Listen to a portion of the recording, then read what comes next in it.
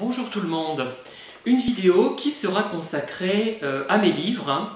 Bon, après, un peu d'égocentrisme n'a jamais tué personne. Et je voulais vous faire part des remarques d'une lectrice qui vraiment m'ont enthousiasmé et qui montre que ce que j'écris n'est pas forcément complètement hermétique, loin de là. Déjà, j'avais reçu des commentaires d'autres personnes qui montraient que on pouvait être réceptif à ce que j'écris finalement. C'est très important déjà, première chose, et ça montrait aussi une compréhension de ce que des textes que j'écris, qui sont donc accessibles puisque plusieurs personnes les comprennent, notamment la personne dont je vais vous lire la lettre, qui fait allusion principalement au lac étincelant et à l'homme qui n'existait pas. Voilà ce qu'elle nous écrit. À mon sens, l'élu n'est pas choisi par hasard. L'élu est quelqu'un de réceptif qui ne manifeste pas de résistance à entrer dans le processus de métampersonnalisation. Métampersonnalisation, c'est un terme que j'ai inventé. Bon, voilà, bon, c'est un petit peu prétentieux peut-être, mais c'est comme ça. D'autant plus réceptif qu'il perçoit la boutique, l'invisible, et qu'il est déjà engagé dans la réflexion de la vie après la mort. Vie après la mort, donc c'est un thème qui intervient systématiquement dans ce que j'écris, mais sans tomber dans les propos d'illuminés. C'est une évocation dans une perspective, on va dire, scientifique, entre guillemets, puisque je crois en la science, qui révélera ce qu'est l'au-delà, et aussi dans une perspective, on va dire, poétique. Dans le lac étincelant, l'élu a la croyance d'être atteint d'une maladie incurable qui le conduit à s'adapter à sa situation en se projetant avec résilience vers sa mort physique sur Terre et l'idée d'une vie après la mort. Son tableau, sa création ultime, il doit la signer de son vrai nom pour que s'accomplisse son destin vers l'au-delà. Je pense que son vrai nom est celui qui a un sens pour lui, qui le définit, lui, dans son propre regard et dans une acception plus universelle. Exactement, je n'aurais pas dit mieux, c'est formidable, merci. Son tableau, qui se transforme et s'embellit jour après jour, est le symbole de sa propre évolution dans le processus. La signature, l'approche de la femme, mort, l'entrée, la mort donc, qui symbolise la mort, l'entrée dans le tableau sont le reflet du passage du personnage dans cette autre dimension, de l'autre côté du miroir, entre parenthèses, invisible pour les communs des mortels. Oui, voilà.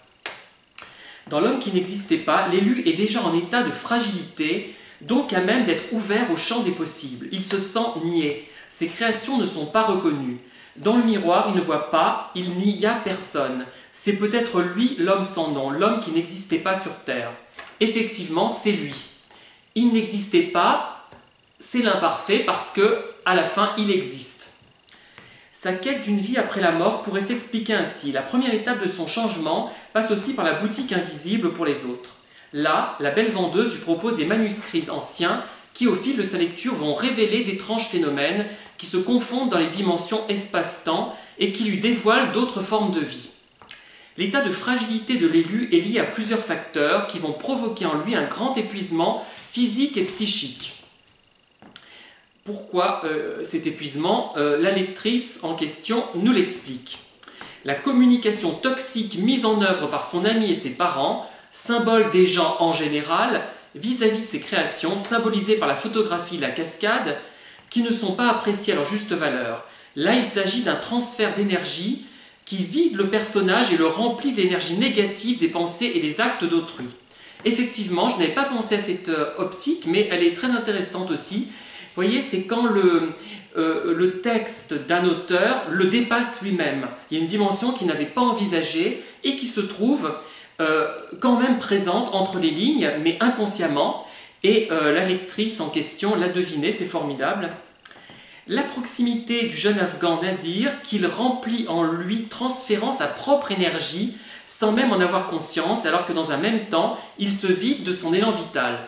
Parfait, c'est exactement ça. Alors là, je ne l'aurais pas exprimé aussi bien, même je pense.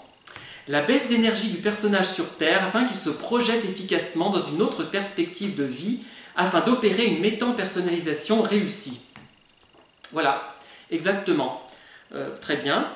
Dans vos deux romans, la conclusion du manuscrit de Médée et du manuscrit de Gertrude offre la possibilité à toute personne sensible de réaliser ce chemin d'ouverture parce qu'elle saisirait ce qui se passe sans forcément accéder à l'étape de la compréhension.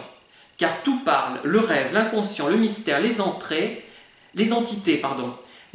qui apparaissent dans le livre. Hein. Il faut l'avoir lu pour comprendre. Hein. La beauté des passeurs de vie, les chants, la nature étincelante. Les personnages se sentent élevés et prêts à partir. En fait, je me demande si tout ce qui semble être vécu n'est pas qu'un rêve endormi ou éveillé. On peut se poser la question en effet. Et ce rêve n'ouvre-t-il pas les portes vers des possibilités infinies? Voilà, donc ça remonte vraiment le moral. Bon, il n'y avait pas que cette lectrice hein, qui avait compris et qui avait été réceptive à ce que j'écris, mais je crois que cette lectrice est allée peut-être encore plus loin dans la compréhension. En tout cas, ça démontre même hein, que je n'écris pas des choses forcément hermétiques, et pour peu qu'on s'y intéresse, qu'on s'interroge, on arrive à comprendre plus que l'essentiel. Là, il y a vraiment tout, même au-delà de ce que j'ai pu vouloir exprimer. Mais il faut peut-être avoir lu le livre pour comprendre vraiment ce que cette lectrice veut dire. En tout cas, je remercie tous les lecteurs que j'ai eus récemment, qui m'ont commandé des livres, qui les ont lus, qui m'ont fait des commentaires très intéressants, et notamment la lectrice dont je vais vous dévoiler donc le prénom, Nathalie. J'avais un doute parce qu'il y a une autre personne, il y a Caroline aussi qui m'a donné des remarques très intéressantes, mais par mail. Donc je n'ai pas pu, j'ai pas imprimé, je ne vous les ai pas lues. Voilà, merci encore et à très bientôt pour de nouvelles vidéos.